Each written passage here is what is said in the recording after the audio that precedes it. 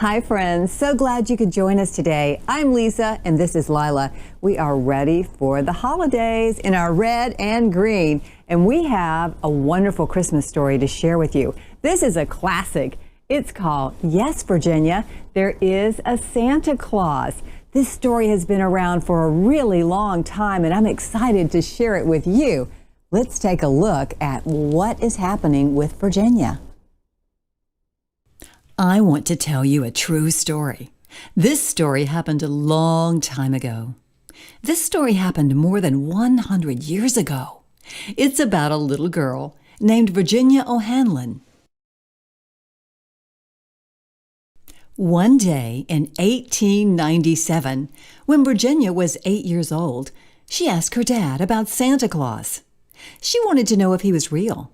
She had begun to doubt Santa Claus because her friends had told her that Santa did not exist. Virginia's dad was named Dr. Philip O'Hanlon. Dr. O'Hanlon knew that Santa Claus was real, but wanted to reassure Virginia. So he suggested she write to the newspaper and ask them the same question. Virginia lived in New York City.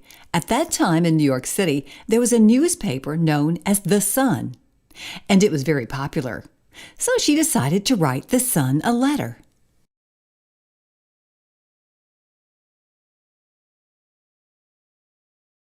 When The Sun received the letter, it was given to a man named Francis P. Church so that he may answer Virginia.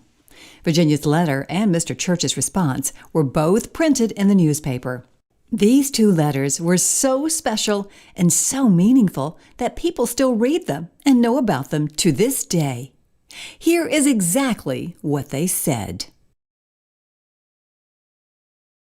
Is there a Santa Claus? We take pleasure in answering at once and thus prominently the communication below, expressing at the same time our great gratification that its faithful author is numbered among the friends of the Sun. Dear Editor, I am 8 years old. Some of my little friends say there is no Santa Claus.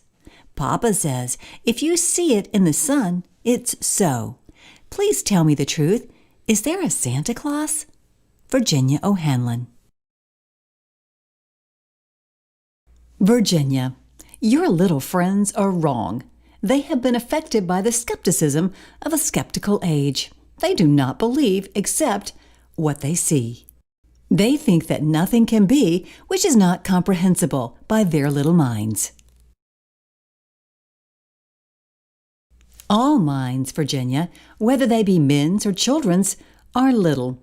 In this great universe of ours, man is a mere insect, an ant, in his intellect as compared with the boundless world about him, as measured by the intelligence capable of grasping the whole of truth and knowledge.